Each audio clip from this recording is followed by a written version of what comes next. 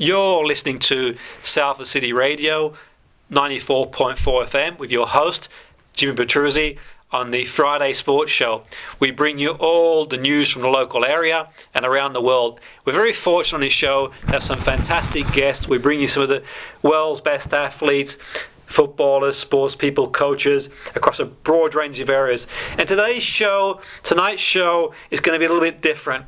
We're going to look at the music industry and the parallels that exist in music and artists and sport in the sense of preparation and in physically, mentally, and it's going to be a really fascinating insight into the world of music. And we have a fantastic guest who's been very kind to join us on the show, who's going to give us a really interesting insight into her world. I've had the privilege to have worked with our guest previously, and she's a very dedicated professional, one of the most hard-working professionals I know. And we sort of think about how hard athletes work. Sometimes we almost, I'm saying we almost, but it's easy to forget that artists work equally, if not harder, in some areas. And very thankful to have Jennifer Lee, soprano, on the show. Jennifer, thanks for coming on board the show. Hi, thank you so much for having me. No, it's wonderful having you on the show, and we're going to start from the beginning. Jennifer, soprano, I suppose it's not mainstream, well, at least in this country, at least as far as I'm aware. We think and see a lot of pop music and other types of music, and soprano, we can sort of bring it to the attention of an awareness of mainstream. Tell us a bit about how it began for you. I know you're passionate about football and sport, and we're going to get to that, and I know it involves a lot of training, and we'll sort of get to that too, but how did you get involved? How did you become a soprano? So I took a very unorthodox route into classical music. So I have an academic background. I have a degree in history, and was sort of heading to a career in journalism, actually. And I went to Venice for my 18th birthday and went and watched an opera there, and absolutely fell in love with it. Took a singing lesson a couple of months later, maybe 6 months later or something. Got sent on to somebody else at the Royal Northern College of Music. And they sort of said to me, you could do something with this if you wanted. That was essentially it. It's a really strange pathway to it, because before that I was not involved in music in any way. Like, I didn't take GCSE music. I was not in choirs. I had no other sort of affiliation to music. So I sort of fell into it. No, that's really interesting, and it's really fascinating because, like you mentioned, in music, there's very old pathways to entering music, and yourself at 18, and we see that in sport too sometimes. Certain participants don't start till later on. When we say later on in life, in general, we see sort of sports people begin at 5, 6, musicians begin at that age. How did you feel going into an arena like soprano at, say, 18, 19 years of age? What was it like to be around people who've been in the business for longer than you? It was sort of really intimidating at first. I was also probably quite naive about it. I didn't realise how long it was going to take me to train and everything like that, because it's about 10 years of training. Essentially 10 years of training, and then carrying on with the training for the rest of your life, actually. But the essential parts of your training would be done in the first 10 years. I'm not sure, actually.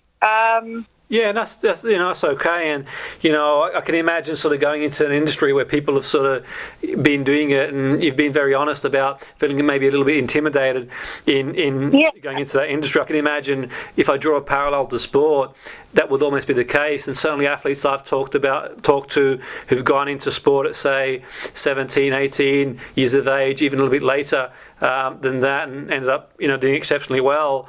It's not necessarily playing catch up, but the realization that you've got to work hard. And in terms of yourself, you mentioned training. Our listeners are probably wondering, training soprano, what does that mean in terms of training as a soprano? What does that entail? So obviously you have to brush up on music theory and stuff like that, which I had absolutely no background in whatsoever. So I had to learn how to read the music notes. We sing in quite a few languages as well. So main one being Italian and French and Latin, and also the Slavic languages, Czech and Russian and German. So you have to sort of wrap your head around those things as well.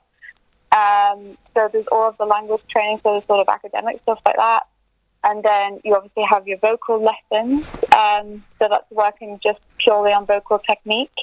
We also then have vocal coachings, which work on sort of interpretation and musicality, pulling different colours out of the music and how your character develops and stuff like that. We have drama lessons as well.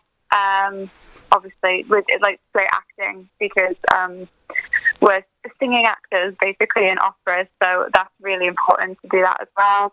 And we also have movement classes, so that's like a combination of like Pilates, dancing, and all of these different techniques that we need to make our bodies stronger and also just move quite gracefully on the stage and stuff like that. Yeah, so there's quite a few elements of training.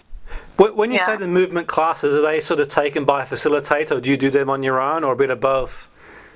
No, so currently at the academy, the movement classes are taken by a movement coach who was an ex-dancer and actress, I think she was, and she leads us through. There's usually about 6 people in the class and something like that, and she just leads us through like certain exercises that are going to strengthen our core muscles and the pelvic floor muscles and all these muscles that we use to create our sound. And also, I mean, one of the classes the other week was talking about the muscles that we use to either sit down or get up when you're on stage, because that can really impact how you sing. And also like dramatic falls and stuff like that. If you've got to sing and you've got to do something like that, then they teach you how to what muscle groups to use to not create so much impact. So your breath doesn't sort of come out really quickly, and it creates a problem vocally. So yeah, there's a lot that goes into it physically that you wouldn't necessarily expect. Yeah. Yeah, no, it's really interesting. I'm sure our listeners are really fascinated by that. And in terms of the movement coach and the other training you do, not to mention you've got to learn, in some instances, different languages and also drama and that sort of stuff. So there's a lot to learn cognitively, but also physically too. So it's a sort of mind and body to master that in itself must be challenging in some respects. And you also have an interest in yoga. Now, I've sort of interviewed yoga teachers who've worked in sport, professional sport, on the show, and I was one of the first people not necessarily one of the first people, but I certainly introduced yoga in football many years ago. What benefits do you get from yoga? I mean, what's the sort of, is it sort of maybe de-stress, or is it sort of strengthen the muscles? Is it a bit of both? And for yourself, Jennifer, does it complement what you do, yoga, or what's your sort of aim, or do you have an aim when you do yoga? It absolutely complements what I do. In fact, I only started doing it because I was recommended by a vocal coach to go and do yoga and Pilates as well. So for me, yoga is the time for me to be able to actually just have a little bit of calm and sort of switch my mind just to what my body's doing, which obviously when you're doing a lot of different things at one time when you're singing something, so, you know, having to translate in your head or whatever you're trying to do and sing and support and do all this stuff and act. So having that sort of simplicity of just being able to focus on my body is really important. Also, just being aware of your body as a singer is really important. So for that aspect of it as well, it's really useful for us. And also listening as well, because it's, you know, when you go on stage, if anybody's ever been on stage, and also sure for athletes as well, when you go out and perform or do anything, you are so full of all of these different emotions and anxieties and adrenaline, and it makes your body quite tense, or it can make your body quite tense. And I obviously the case with myself. So when I do yoga, I feel as though my body is loosening up a little bit, and after I've done a yoga class, I do feel more grounded and more flexible, which is really important for your body being able to function the best way it can. Yeah, no, absolutely, and it's really interesting stuff, and certainly a lot of athletes talk about the benefits from yoga, as you've mentioned there, the physical benefits, and in another context, yoga is thought of highly, at least there is some research, and some people speak highly of yoga from a therapeutic, but obviously each individual is different. Everyone's sort of, in terms of, I'm not making any recommendation for anyone in terms of therapy, but certainly there's been some people who've spoken very highly of yoga for people who have suffered trauma along them lines, but that's obviously another story for another day. But certainly the work of people like Bessel van der Kolk and Peter Levine, who specialise in trauma, have talked about yoga being really useful for that.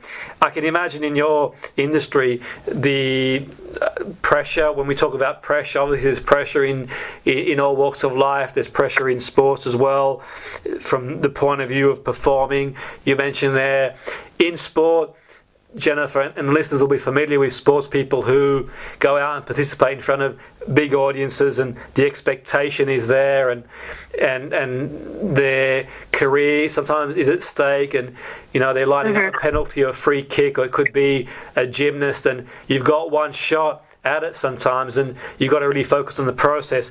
Do you work on process? Do you find the way to be less focused on the outcome and be more focused on the process, or what do you do? Or do you just sort of you don't have any sort of fundamental approach? You have a specific approach to help you focus on the process?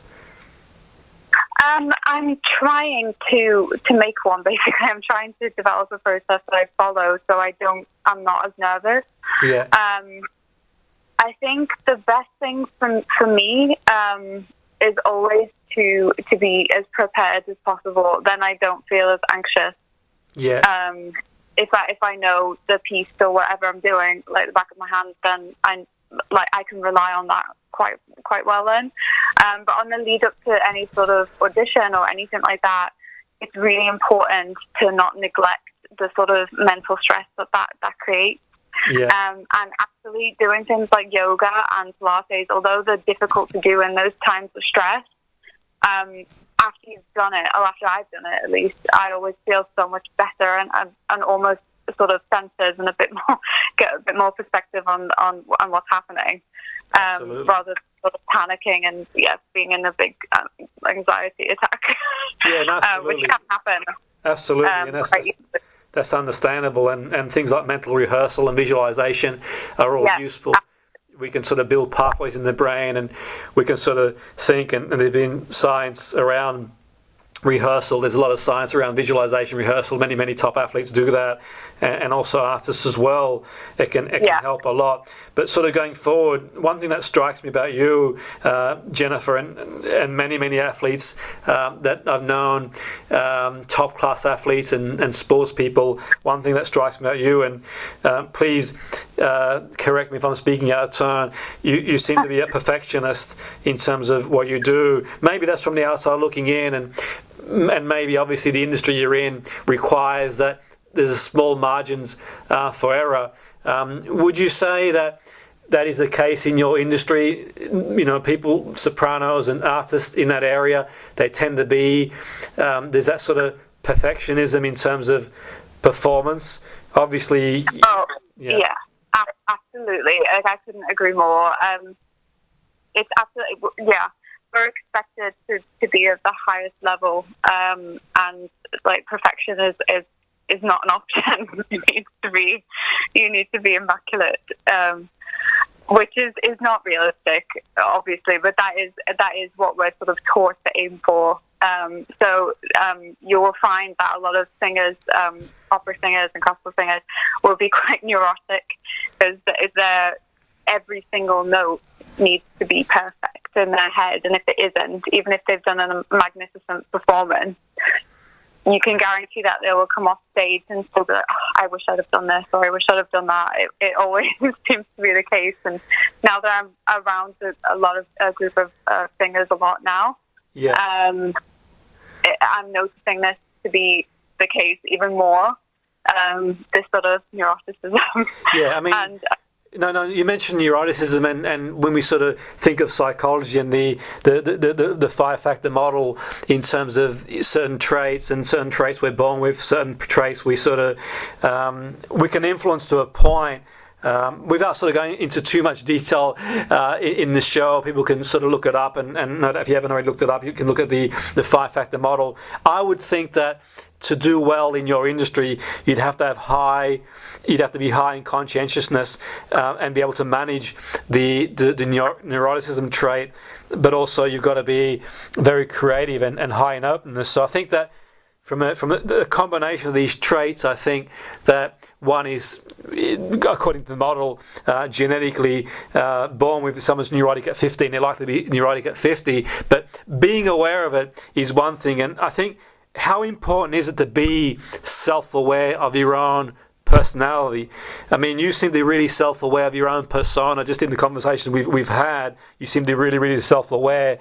Is that really important, to be really self-aware of your persona, to manage it and get the best out of yourself, Jennifer? Do you feel you're really self-aware of when you feel anxious, or when you feel nervous, or when you feel you haven't prepared enough?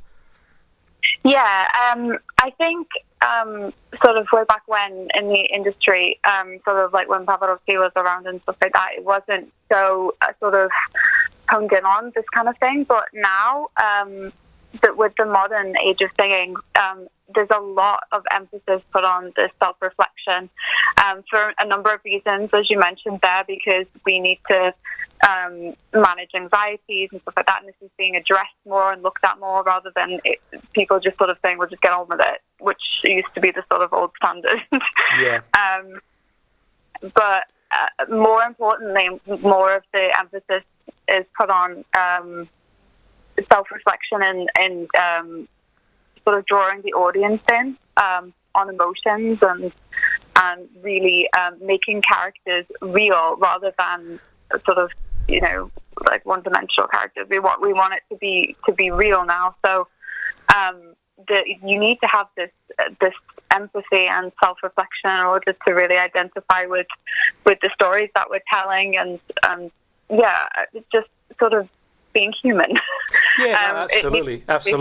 Yeah. No, precisely, and I think that a lot of things have moved forward. And you mentioned the changes in the industry that you perform in, but equally in sport, it's the same thing. And we've seen the last however many years the introduction of sports psychologists, mental skills coaches, and physical coaches. And you're a Liverpool fan, and you'll know just how much difference changes can make. And we've seen the likes of, say, Jurgen Klopp bring in some new training methods, given time, and it takes time to sort of implement these sort of methodologies, one would think. And yourself, I mean, do you find football helps you unwind? Or maybe this year with Liverpool doing well, it does, but maybe in previous years it might make you more anxious to one degree. But how do you find football? Is that like an escapism for you? I mean, you love your football, and is that something you can sort of switch on and you can the performer can watch other performers? Is that something that works for you?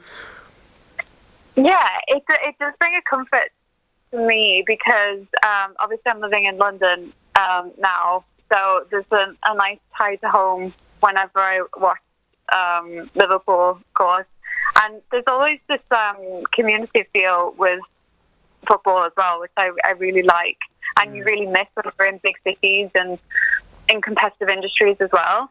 But yeah, there's always this excitable community feel, obviously, when you go to a football match. And even if you're watching a football match, you can get talking to somebody next to you who supports your team or whatever. I find it to be... I really do unwind when I watch football, especially when Liverpool are winning. Apart from when they're playing Napoli, and they're always tense affairs, Napoli versus Liverpool. Yeah. Mind you. Stressful. Well, after that result in Naples, I didn't celebrate too much because I had a feeling that Liverpool would sort of kick on and Napoli would go back to doing what Napoli do, and they'll beat a team like Liverpool and lose to Palma at home. But that's another story for another day. We won't go there. But that's great that you say that. I mean, you mentioned Liverpool. Certainly, Great Britain, England has got a strong tradition of music, and you could make a case in point that Liverpool is certainly one of the strongest cities, if not the strongest city in the world. The musical tradition of Liverpool is phenomenal. And is that something that's influenced you musically? I mean, whenever I go to Liverpool, Jennifer, it's like walking in a museum, and I've got a strong affinity with music, and it's just incredible. For many years, so many great musicians. And is that something that you're aware of? Obviously, yourself. Is that something that's important to you? The tradition of music from Liverpool. Yeah, absolutely. So even sort of. Yeah, so obviously everybody loves the Beatles, who's from Liverpool, of course they have to. But also there's there's a large Irish population in Liverpool as well, so there's also those sort of traditional Irish folk songs and stuff like that we've always known, and I've always been sort of sang and everything around in Liverpool. So it's always been it's always been a part of my life in that way, even though I wasn't directly involved in music. But I just think that Liverpool is actually quite a unique place. Yeah. I know I'm biased, but it is quite a unique place because it's quite an open place, and it's quite an arty and bolshy, and it sort of allows you to be artistic and encourages that, and it's a safe environment to explore anything you want to do. Yeah. And certainly that sort of that shines through, and I think that with yourself, and certainly that's one thing for sure. And you're very creative and very open to ideas, and you're really focused. And I think that certainly the city has rubbed off you, and obviously yourself. I mean, do you feel, in terms of in keeping with tradition, now from a soprano point of view, we know Liverpool has produced many great artists over many years. You mentioned the Beatles and many well known. We could sort of do a whole show for the next year on some of the great people who come out of Liverpool, certainly in the music industry. But do you feel, I wouldn't say an obligation, but do you feel an opportunity, Jennifer, from a soprano, now, do you feel it's an opportunity for you to possibly shine through as a soprano for Liverpool? Am I just sort of thinking, too abstract there? But do you see it as an opportunity to sort of, even for soprano, to go out there in London, the big smoke there? And is it an opportunity to put Liverpool, firmly grounded in soprano, maybe inspire the next generation of sopranos to come through from the area?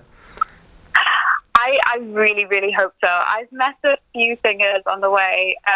Not many though. I met a soprano, countertenor, and that's actually it that I've met from Liverpool, Merseyside, in the industry at the moment. From my experiences, so that's quite sad.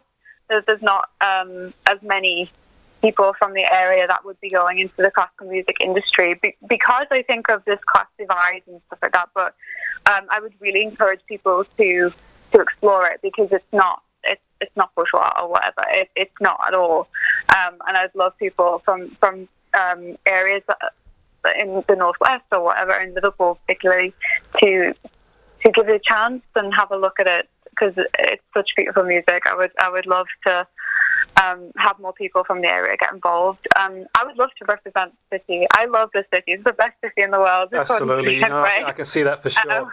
Yeah, mind you, predominantly most of our listeners in Salford, so they would beg to differ. But but certainly, I think one thing we can agree is that Liverpool is unique and is special in that respect for sure. And do you sort of see yourself at some point maybe doing a rendition at? One thing's for sure, at Anfield, one thing that gets the hair standing on the back of my neck is the "You'll Never Walk Alone." And is that something maybe we'll see Jennifer do at some point? Getting out there and maybe doing a soprano variation of the tune. Is that something you'd be open to maybe one day? Well, it's actually, the tune is from Carousel. It's from the musical Carousel, so it's sung by a soprano anyway. So wow. I would absolutely love to do that. I would jump at the opportunity to sing it. I'll sing anything. Yeah. I would love to do it. Yeah. Well, I couldn't think of anyone, who would probably, really be grateful for the opportunity to do so. Your passion for the music as well, and for the city, and for the football team, it all sort of, definitely merges together. And what a great opportunity that would be for you and for them, that's for sure. But obviously, the work that you're doing at the moment is fantastic, and power to you, and that's great stuff. And I think you made a really good point there, and certainly for our listeners in this area, and we sort of bring perspectives from the local area and around the world. And I think that what you mentioned is really important, that sometimes we sort of got this perception of certain sports and certain things, and certainly in Olympic sports we kind of think, well, they come around once every so often and only so many can get involved. And Soprano, I would think that the same sort of thing. But you're saying, Jennifer, anyone can sort of participate. Is there opportunities for people? I mean, not everyone's going to obviously have a career in it, but from an enjoyment point of view, to get involved. And I mean, is it really possible to get involved in this sort of area of music, and maybe watching or getting involved as an artist? Is it difficult to do so? So it wouldn't be as widespread as something like musical theatre or pop music, for example, in this area. But absolutely it's possible. That you just have to look for it. If you just do a Google search of local operatic societies, or even amateur orchestras or anything like that, if you were interested in being an instrumentalist, there are plenty of things. A lot of them are based in Crosby and Liverpool, and yeah, there are loads around. You just have to look So for I suppose the same would be the case for Salford and Manchester. They'd have to sort of Google and find out if there's in the area. Absolutely, but I'm sure there would be loads. There's Soprano Opera as well in Manchester. Yes. The Royal North College of Music always put on amazing productions as well. Of course. And you can get involved in stuff that they're doing as well. So I mean, there are loads of things around. You just have to have a little look for them. But I think it would be amazing for people in our areas to. Yeah. Well, I mean, there is an affinity in some respects. I mean, obviously, there's a lot of working class areas in the area, and this area, is really great people in the area. It's a great communal area, and it's great to hear, someone like yourself who has come through and is sort of mixing it with in London, and sort of, I think maybe at some point there'll be a school. You'll open your own school, Jennifer, in the northwest somewhere. No doubt in years to come you'll do so. But what do you love most about you're very passionate about what you do. It's really great to sort of see people very passionate about what they do. What do you love most about the industry, the soprano industry? What sort of gets you? What sort of switches you on? I mean, it's a lot of hard work and training and dedication. But what do you love most about it, Jennifer? Is there anything specific or specific things you love doing about the soprano?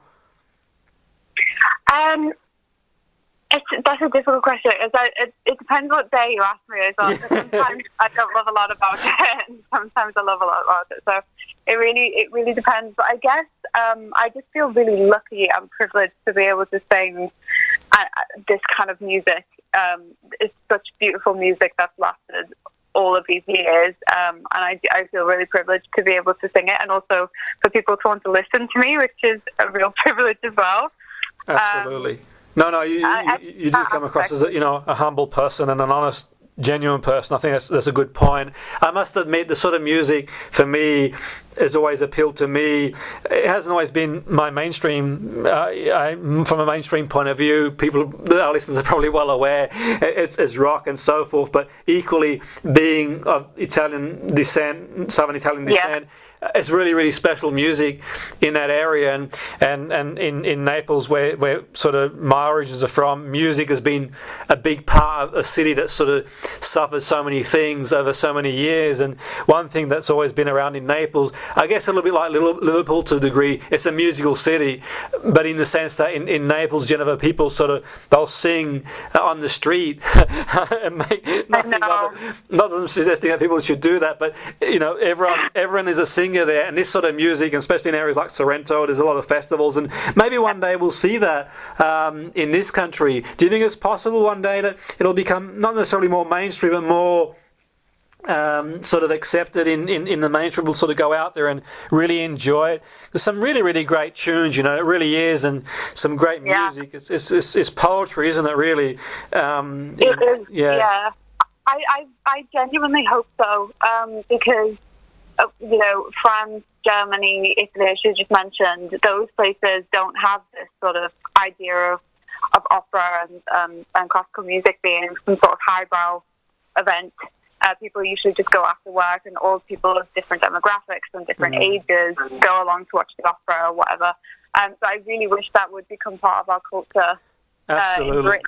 But we need to get rid of these class divides and stuff like that, I think, first. And also, it really, I think, all is due to education and putting music back into schools and more passionate about these stories again, because they're human stories. Yeah, no, absolutely. That's a really good point. And there's nothing I like more than when I visit Italy for work and for a vacation. When I'm in the hotel in the morning and they've got some classical opera music in the background, it just sets up my day. It really does. You know? Especially the vibrant music. I don't know. A really Neapolitan tune is the cable cart in Capri. There's a song about that, and it's really vibrant, and it really is, and people like Pavarotti have covered it, and all sorts of covered, and it's really powerful, and it just gets your day going. You just you got it on there, you can hear it in the background, and you're on the way. You have your espresso, and you're on the way, and I think it's really great. I think that in one sense, do you feel, I wouldn't say a responsibility, but do you feel that you've got this great opportunity, Jennifer? You're very talented, you're very hardworking, you know what you want, and do you think that, not a sense of responsibility, but an opportunity for you to maybe put things on the map, in the sense from what you've mentioned there, the maybe sort of falls in the class categories, this music. Do you think there's a chance that you can maybe, obviously other people are involved in the industry as well, but do you think there's a chance for you to make an impact? I really hope so. It definitely is an aim for the future, of course, but it definitely is an aim of mine, when I sort of hopefully get into the industry a bit more, then I would really love to do something educational-wise with people in working class communities. I'd really like to do that. Yeah, and I think it's important. No, one of the best ways to do is by leading by example, and you're certainly doing that. That's for sure. And I think that people will sort of see what you do, and that's a great thing. And what better way for people to see what you do? I mean, I know you have a website. Are you okay to share your website to our listeners, and if they want to log on and see what you do and what you're all about? Sure. Can you share it? It's www.jenniferleesoprano.com.